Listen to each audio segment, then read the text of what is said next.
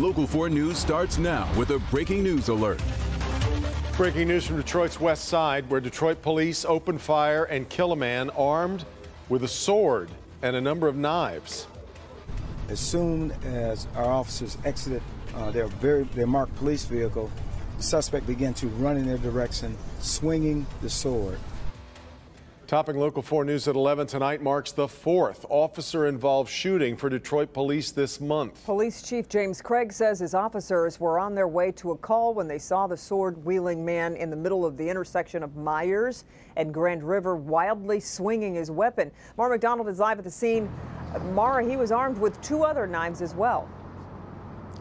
That's what police are telling us, Kimberly, and they have given us pictures. Actually, the chief describes them as daggers, one of which the chief says this man threw at one of the officers, hitting him right below his right eye. Let me take you through it. The aftermath of this shooting right in the middle of the intersection, before it ever got to an officer drawing and firing their weapon, a lot happened. But it appeared that this suspect, not only was he armed with a very long sword, he was also wearing some type of protective covering over his torso. When police ordered the man to drop the sword, he charged them because of the protective clothing. The tasers the officers used didn't take effect. He then pulled out the knives he had on him. The suspect took out a second sharp object, which turned out to be about an 8-inch dagger, threw it in the direction of the officer, striking the officer below the lower right eye. It would get worse. After his partner was hit with the knife, the other officer fired a single shot, hitting the sword-wielding man. It still didn't stop him. Police say instead he ran for the squad car and jumped in. A good Samaritan, a citizen, seeing what was going on, as he saw the suspect inside the driver's side of the vehicle, he took his personal vehicle and he used it to block this suspect in. So that he couldn't get out and get to the officers. That's the pickup truck you see right here. Backup then arrived. The suspect, police say, is described as a man in his late 20s. He was taken to the hospital but died of that single gunshot. The officer is being treated for the slice under his eye. Back here live, the chief telling us that the 2 officers who were out here tonight are both younger officers. They've been on the force for about 2 years apiece. He says both exhibited a lot of patience and used the best of their judgment to try and avoid this getting to a shooting, but tasers didn't work and they didn't know what else to do. We're live on Detroit's west side. I'm Mara McDonald, Local 4. All right, Mara, thanks. An Ecorse mother arraigned today for first-degree child abuse. Police say her 13-month-old son, Zion Reed, suffered broken bones and several other injuries over a period of weeks. But that's only half the story, as his twin brother, Zaire, died from his injuries. We bring in Jason Colthorpe, who's been following this as we learn more about the mother's live-in boyfriend. Jason. And remember, Devin, this is the guy that was on the run immediately on Tuesday when all this happened, had to be apprehended hours later. We're not identifying him because he hasn't been officially charged with anything yet, but tonight prosecutors and police are working Zaire's death, and they're expecting first-degree murder charges. 34-year-old Lisa Reed had almost nothing to say as she was arraigned Thursday from the Ecorse jail for first-degree child abuse. Tuesday, her twin boys, Zaire and Zion Reed, were taken to the hospital with what police called obvious trauma. Zaire died, and Zion endured surgery to repair 2 broken clavicles and a broken femur.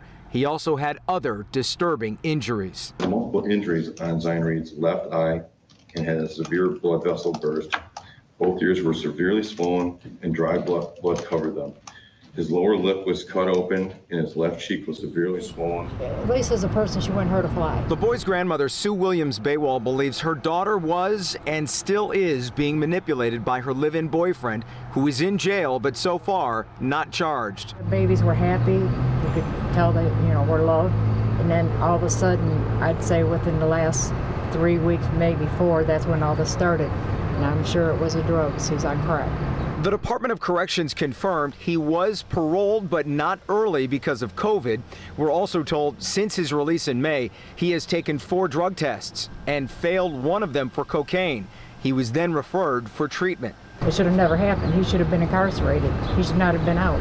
Despite this, Baywall admits her daughter is also to blame for what's happened to her boys Zaire and Zion. I put all of it on her because it's her. She has mental issues, but she knows right from wrong. She did stress, though, her daughter does suffer from mental illness. Police originally told us the boyfriend, by the way, was paroled for child abuse. He does have a child abuse conviction in 2006, which led to him spending a year in jail, but it's actually carjacking that's had him in and out of prison since 2007. Devin, back to you. So, Jason, that boyfriend is not the father of the twin boys. Does the boy's father know what's going on? He does. He has been notified. He wasn't in the picture in the boy's life.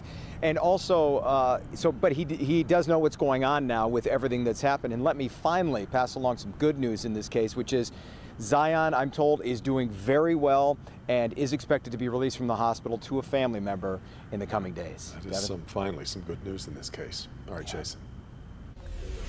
The state today reporting 715 new cases of COVID-19 with 19 additional deaths. And 14 of those deaths are being attributed to a review of past records, so those did not come within the past 24 hours. Other headlines tonight with Detroit's casinos getting the green light to reopen next week at 15% capacity.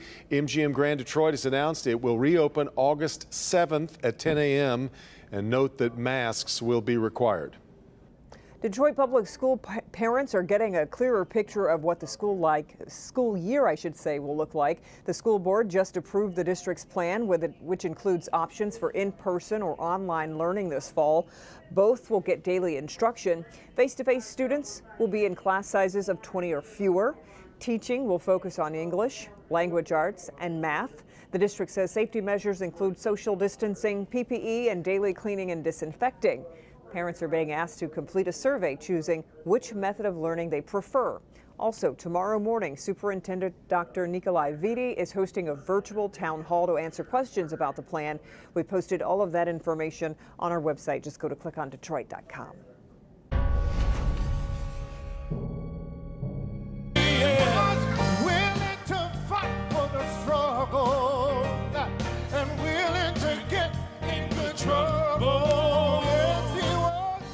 A moving tribute from Detroit natives BB and Marvin Winans during the final farewell to Congressman John Lewis.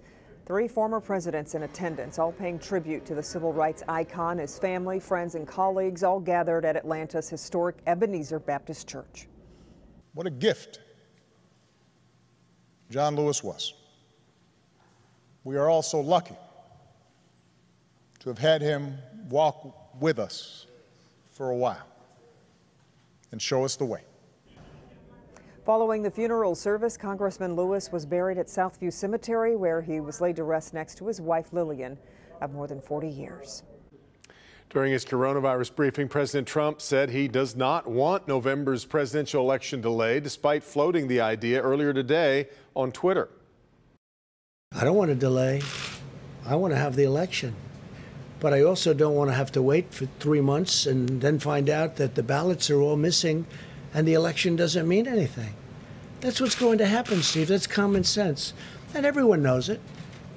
Smart people know it. Stupid people may not know it. And some people don't want to talk about it, but they know it. Now, meanwhile, here in Detroit, the city clerk says her office will be ready on Tuesday for the August primary. Janice Winfrey says all of Detroit's 503 voting precincts will be open and equipped with sanitizing stations and face masks. 2 drive-through voting sites will also be open as part of a pilot program. Winfrey expects 20% voter turnout for the primary, with about 40,000 people expected to vote in person. If you are voting in person, masks are not actually required to cast ballots. Tonight, developers reveal plans for the upcoming makeover for Detroit's Jefferson Chalmers neighborhood. The renovations stretch about 70 acres of the area along East Jefferson, including 4 major projects. Nearly 15,000 square feet of retail space will be developed on 3 separate sites.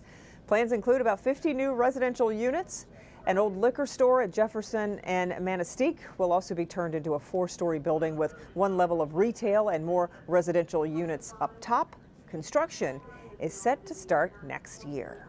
Still ahead, a church burglar as police doing a double take. Yeah, surveillance video shows him walking into an office only to emerge as Batman. What else he did while he was inside? Ben? We've got a string of comfortable temperatures ahead, Devin, but the rain chances are first on a lot of folks' minds, and they're promising. We'll check them out for you coming up. I'm telling you, this guy's conscious. He's smiling at me. But first, a wild scene plays out in Westland when police respond to a driver doing donuts on a main road. The situation quickly turned to a life-saving rescue, and we'll have it next.